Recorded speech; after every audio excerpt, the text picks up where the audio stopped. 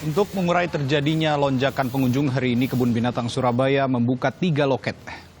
Diprediksi hari ini ada sebanyak 5.000 pengunjung yang akan menghabiskan libur akhir pekan di Kebun Binatang Surabaya. Protokol kesehatan pun secara ketat diberlakukan. Pengunjung juga diimbau untuk memesan tiket secara daring sehari sebelum berkunjung. Pengunjung lansia, balita, dan ibu hamil dilarang untuk masuk ke lokasi wisata. Informasi lengkapnya, kondisi terkini libur pergantian tahun di Surabaya, Jawa Timur.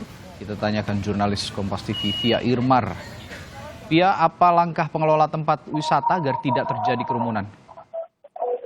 Baik Radi dan juga saudara, memang kalau kita berbicara tentang Kebun Binatang Surabaya atau KBS sendiri, selalu menjadi jujukan bagi warga Surabaya maupun warga luar kota Surabaya untuk menghabiskan libur akhir pekan. Hal ini dibuktikan pada tanggal 1 Januari 2021 kemarin yang merupakan hari libur tahun baru, ada sebanyak 4.700 orang yang memilih berlibur di Kebun Binatang Surabaya. Sedangkan untuk hari ini, 2 Januari 2021, pihak KBS sendiri memprediksi akan ada sebanyak 5.000 pengunjung yang akan berlibur di Kebun Binatang Surabaya.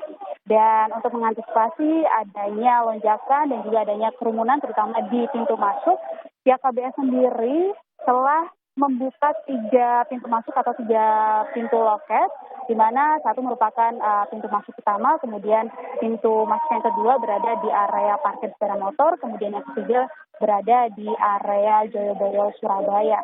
Hal ini agar tidak terjadi penumpukan dan untuk mengantisipasi adanya lonjakan pengunjung.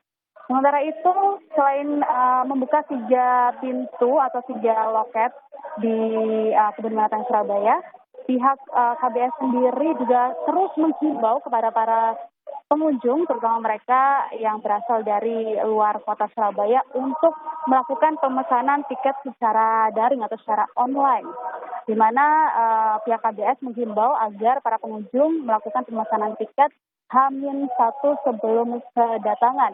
Namun sayangnya masih banyak ditemukan pengunjung yang belum mengetahui aturan ini dan akhirnya mereka pun harus memesan tiket secara on the spot. Sementara itu untuk mengakomodasi adanya pengunjung yang belum membeli tiket secara daring dan juga H-1, pihak KBS telah menyediakan tempat reservasi dan juga pembelian tiket. Namun pengunjung tetap harus melakukan reservasi tiket melalui handphone mereka masing-masing, tentu saja dengan panduan petugas yang ada. Dan setelah melakukan reservasi, petugas dari Kebun Binatang Surabaya akan menawarkan kepada pengunjung apakah ingin melakukan pembayaran secara tunai atau transfer. Nah, setelah melakukan pembayaran secara tunai, maka pengunjung diminta untuk menunggu barcode selama sekitar 15 menit. Dan barcode tersebut akan dikirimkan petugas melalui WA masing-masing. Dan kemudian setelah menerima barcode, baru kemudian pengunjung bisa masuk ke area wisata, tentu saja dengan tetap menerapkan protokol kesehatan secara ketat, mulai dari cek suhu tubuh terlebih dahulu, kemudian mencuci tangan sebelum masuk, baru kemudian pengunjung diperbolehkan untuk masuk ke lokasi wisata. Dan selain melakukan pembelian tiket secara online, kemudian juga membuka pintu masuk atau mungkin pintu loket, ada sebanyak 3 di Kebun Binatang Surabaya. Ya, Kebun Binatang Surabaya sendiri pun juga menerapkan one way system, di mana artinya para pengunjung harus berjalan mengikuti tanda panah yang sudah disediakan oleh pihak KBS.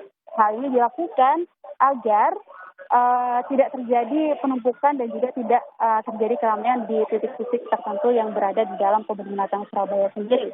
Dan tadi pun saya sempat ngobrol juga dengan Kepala Humas Kebun Binatang Surabaya, Agus Supangkat, bahwa cara-cara semacam ini dinilai cukup efektif dan hal itu bisa mengurai terjadinya kerumunan dan juga keramaian yang diperkirakan bisa terjadi di dalam Kebun Binatang Surabaya. Dan selain di dalam Kebun Binatang Surabaya sendiri, di luar Kebun Binatang Surabaya sendiri pun juga terdapat petugas Dishub Surabaya yang bertugas untuk mengatur jalannya lalu lintas, terutama pengendara atau baik itu pengendara roda 4 maupun roda 2 yang akan parkir ke Kebun Binatang Surabaya. Karena mengingat setiap kali libur akhir pekan dan terjadi lonjakan pengunjung di Kebun Binatang Surabaya, selalu saja terjadi kemacetan di sekitar wilayah Kebun Binatang Surabaya. Dan untuk menghindari hal tersebut, maka petugas dishub pun disiapkan di sekitar wilayah Kebun Binatang Surabaya. Radi. Ya, meskipun Kebun Binatang Surabaya dibuka untuk umum pada libur tahun baru kali ini, namun otoritas di sana ada pemberlakuan pembatasan jumlah pengunjung dan waktu operasional yang dimaksudkan untuk mencegah kerumunan di masa pandemi ini. Terima kasih via Irmar melakukan laporan langsung dari Surabaya, Jawa Timur. Terima kasih.